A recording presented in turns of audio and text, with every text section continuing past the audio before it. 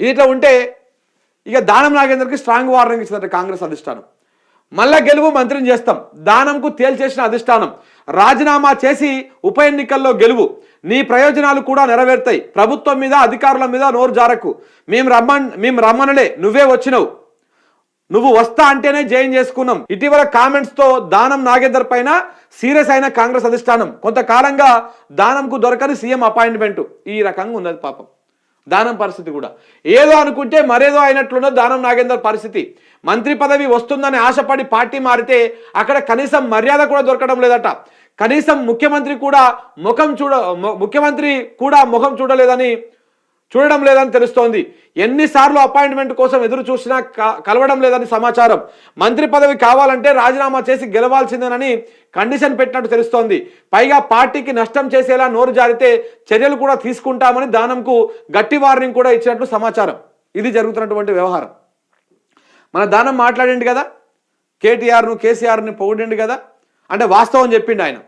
Formula ఈ race వల్ల హైదరాబాద్కు బ్రాండ్ ఇమేజ్ వచ్చింది అనేటువంటి వాస్తవాన్ని చెప్పిండు. కేసీఆర్ బోలాశంకరుడు ఏం అడిగినా పనిచేసి పెట్టిండు, నియోజకవర్గ ప్రజలకు ఏ రకమైనటువంటి కార్యక్రమాలు కావాలన్నా చేసి పెట్టిండు అని చెప్పేసి ఆయనకు ఒక ఇంటర్వ్యూలో ఓపెన్ అయిపోయింది. దాంతో కాంగ్రెస్ పార్టీకి డ్యామేజ్ అయ్యింది.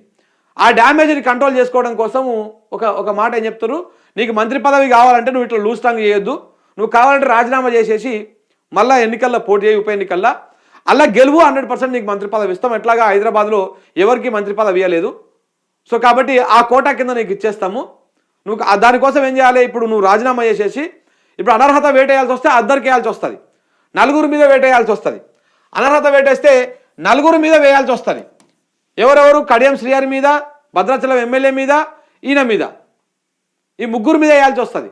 సో కాబట్టి ముగ్గురు మీద వేస్తే ప్రాబ్లం అవుతుంది. ఎందుకంటే కడియం శ్రీహరి రెడీగా లేడు, ఎందుకంటే ఆడ మళ్ళీ పోటీ చేస్తే ఆయన ఓడిపోతాడు. తెల్లం వెంకటరామ్ రెడీగా లేడు, ఎందుకంటే ఆయన మళ్ళీ పోటీ చేస్తే ఓడిపోతాడు. సో కాబట్టి మేము స్పీకర్తో వేటు వేయించాము, నువ్వే రాజీనామా చేసేసాయి, స్పీకర్ ఆమోదిస్తాడు, అప్పుడు ఉప ఎన్నిక వస్తుంది ఖైరతాబాద్లో. ఉప ఎన్నిక వచ్చినప్పుడు నువ్వు అలా గెలువు, అప్పుడు నిన్ను మంత్రి పదవి చేస్తాము. నువ్వు ఏ ప్రయోజనాల కోసం అయితే పార్టీలోకి వచ్చినావో ఆ ప్రయోజనాలను అప్పుడు నెరవేరుతాయి, అంత మాత్రం నెరవేరవు. కాబట్టి నువ్వు రాజీనామా చేసి మళ్ళా ఉప ఎన్నికల గెలువు అని చెప్పేసి అధిష్టానం తేల్చి పడేసింది. సో దాంతో ఇప్పుడు ఆయన రాజీనామా చేయాలన్నా ఉండాలన్నా, అసలు పార్టీ మారి తప్పు చేస్తా అని చెప్పేసి మళ్ళీ పోయి బీఆర్ఎస్ పార్టీలో కండవ కప్పుకోవాలన్నా ఏంది అనేది ఇప్పుడు ఆలోచన చేస్తూ ఉన్నాడు. ఎటుగాని పరిస్థితిలో ఉన్నాడు దానం నాగేందర్.